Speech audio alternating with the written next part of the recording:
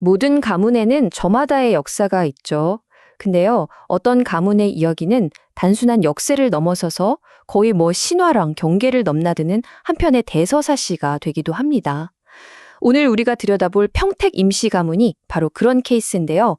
한 학자의 망명으로 시작해서 나중에는 바다의 신으로까지 추앙받는 영웅이 등장하기까지 정말 흥미로운 이야기들이 가득하거든요. 지금부터 그 이야기를 하나씩 파헤쳐 보겠습니다. 근데 이게 그냥 옛날 이야기라고 생각하시면 안 돼요. 2015년 통계청 조사를 보니까요. 대한민국에 평택 임시가 무려 22만 5천여 명이나 살고 계시더라고요. 그러니까 오늘날에도 이렇게나 많은 후손들이 그 역사를 쭉 이어오고 있다는 거죠. 자, 그럼 오늘 우리가 함께 떠나볼 여정은 이렇습니다. 먼저 가문이 어떻게 신화적으로 시작됐는지 살펴볼 거고요. 이어서 바다를 건넌 8학자의 발자취를 따라가 볼 겁니다. 그러고 나서 고려 시대에 가문이 왜 두 갈래로 나뉘게 됐는지 그 배경을 알아보고 드디어 비극적인 운명을 타고난 영웅 임경업 장군의 탄생과 그가 어떻게 바다의 신이 되었는지 그 놀라운 이야기를 집중적으로 파헤쳐 볼 거예요.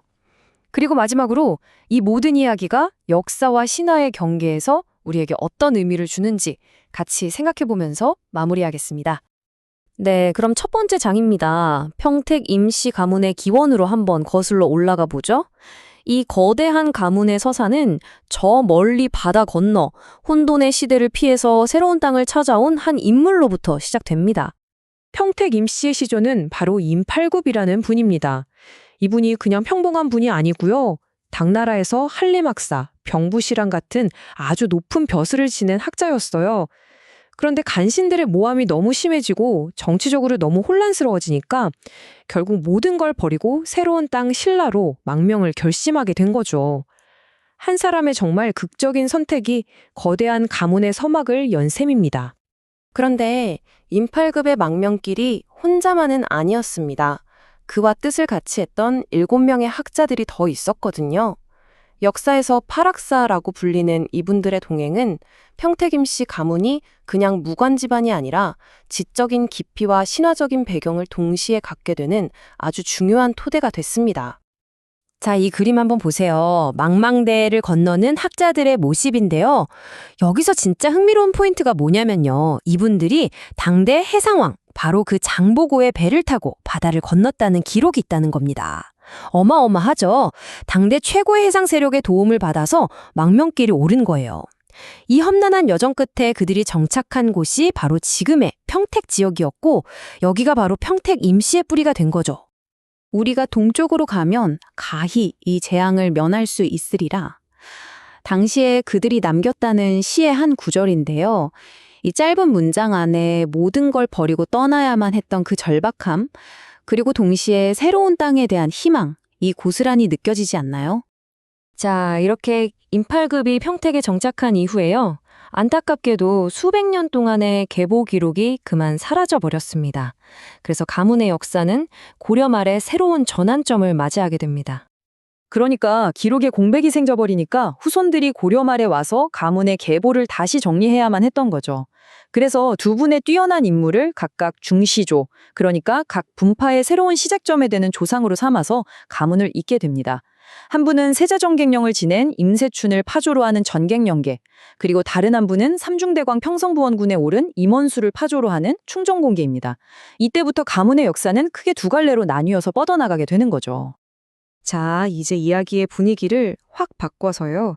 평택 임시 가문이 배출한 가장 유명하고 또 가장 드라마틱한 인물, 바로 임경업 장군에게 초점을 맞춰보겠습니다.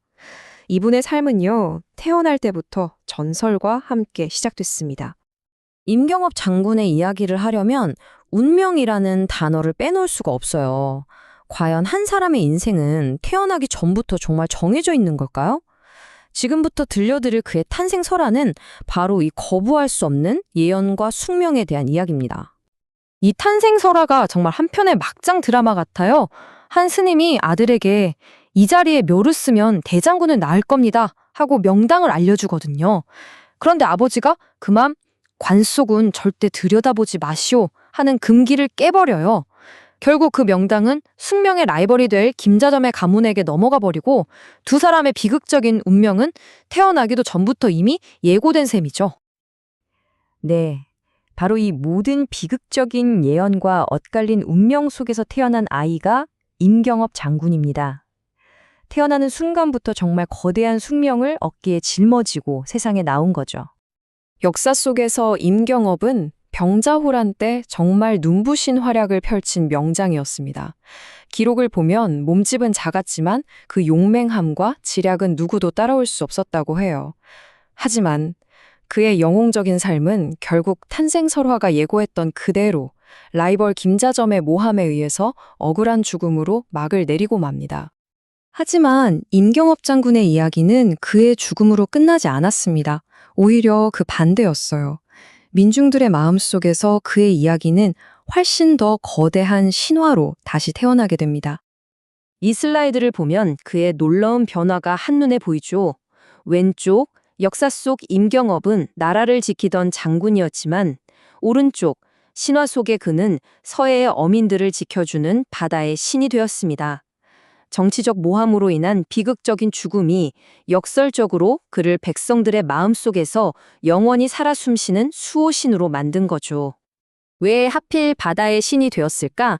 전해 내려오는 설화를 보면 바로 알 수 있습니다. 목마른 군사들을 위해서 바닷물을 마실 수 있는 단물로 바꾸고 가시나무를 바다에 꽂아서 물고기를 잡아 굴량미로 썼다는 이야기? 이런 것들이 그가 얼마나 백성들에게 든든한 보호자였는지를 보여주는 거죠. 이런 이야기들이 쌓이고 쌓여서 그는 서해 어민들의 절대적인 믿음을 받는 신이 된 겁니다. 자, 이제 이 장대한 이야기의 막을 내릴 시간입니다. 평택 임시가문의 이야기는 우리에게 이런 질문을 던지는 것 같아요. 과연 역사와 신화의 경계는 어디일까? 이들의 이야기는 실제 사건과 민중의 간절한 염원이 만났을 때 어떻게 하나의 위대한 전설이 되는지를 우리에게 생생하게 보여줍니다. 핵심은 바로 이거예요. 억울하게 죽은 영웅에 대한 민중들의 안타까움과 사랑, 그 마음이 그의 이야기를 끊임없이 다시 만들어낸 겁니다. 그 결과 한 인간의 역사는 시대를 뛰어넘는 강력한 신화가 되어서 오늘날까지 우리 곁에 생생하게 남게 된 것이죠. 평택 임씨의 장대한 이야기를 통해서 한 가문의 역사가 어떻게 신화가 될 수 있는지를 봤습니다. 그렇다면 마지막으로 이런 질문을 던져보고 싶네요. 우리 각자의 이름 그리고 우리 가문의 역사 속에는 또 어떤 흥미로운 신화가 숨어 있을까요? 한 번쯤 자신의 뿌리를 탐구해보는 것도 정말 의미 있지 않을까요?